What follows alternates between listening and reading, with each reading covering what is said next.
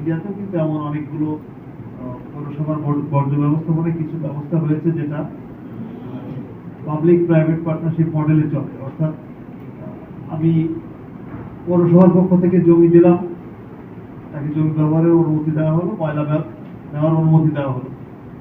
সে কি করবে, তার মেশিন, তার ইলেকট্রনিক্স বা তার যে ইলেকট্রিসিটি, তার ব্যয়, তার পরিচালনায় সে একটা কোম্পানির মতোই কাজ করবে, পুরোটা ব্যবসায়িক প্রতিষ্ঠান।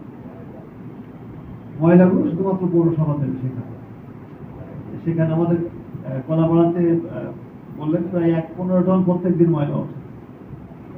15 টন থেকে যদি যেটা পচনশীল দ্রব্য রয়েছে এটা আলাদা করা যায়, প্লাস্টিক এবং কিছু ময়লা কাপড় জাতীয় যেগুলো আসলে আপনার ওটা আলাদা করা যায়। 3টা ভাগে ভাগ করে যদি সেপারেটর আছে, একটা মেশিন পাওয়া যায়, 15 লাখ থেকে 20 লাখ 25 লাখ টাকা দাম। একটা প্ল্যান্ট বসাতে মোটামুটি 1 কোটি টাকা খরচ হয়।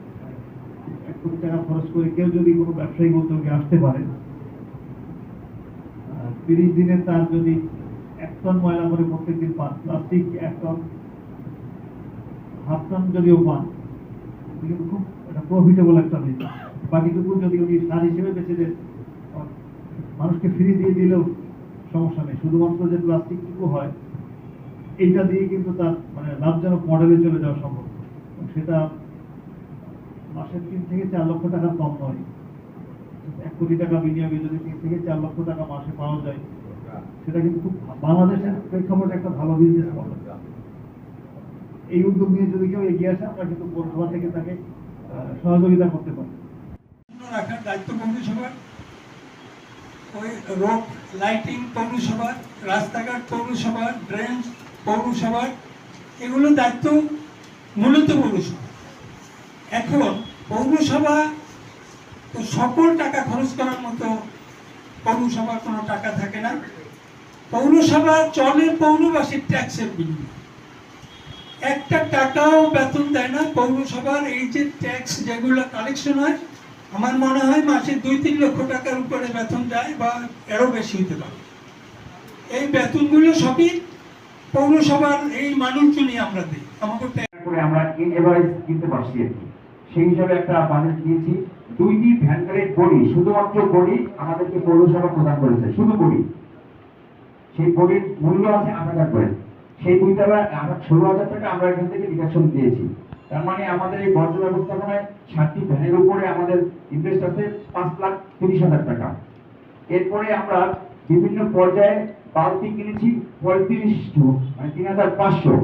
এটা হলো গিয়ে 15 থেকে 20 লিটার। আর 40 লিটার কিনেছি 25টি, 90 লিটার কিনেছি 30টি। এবং বালতি বিতরণও আমাদের একটা কস্ট গেছে, সেই কস্টটা আমরা এখানে অ্যাড করেছি। সেক্ষেত্রে আমার শুধু বালতি বিতরণে আছে 2,98,815 টাকা। এরপরে রসিদ, বই, স্টিকার, প্রিন্টিং, ভ্যান ডেকোরেশন এবং অন্যান্য মিলিয়ে আরো খরচ হচ্ছে 53,650 টাকা।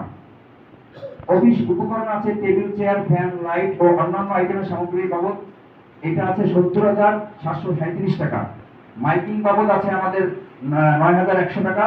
প্রচারণা ও গণসংযোগ এখানে আছে 8,350 টাকা। গণসংযোগে আমরা যে প্রাইসটা দিয়েছি সেই প্রাইসটা অ্যাড করেছি আর কি। এগুলো দিয়ে টোটাল আমার যে এটা দাঁড়িয়েছে, সেখানে দাঁড়িয়েছে হলো গিয়ে 9,70,652 টাকা। এটা আমার প্রথম 2 মাসের একটা হিসাব। এরপরে আমরা মে মাসে 3 নং ওয়ার্ড এবং 4 নং ওয়ার্ড, 3 নং ওয়ার্ডে আমরা বাকেট দিতে পেরেছি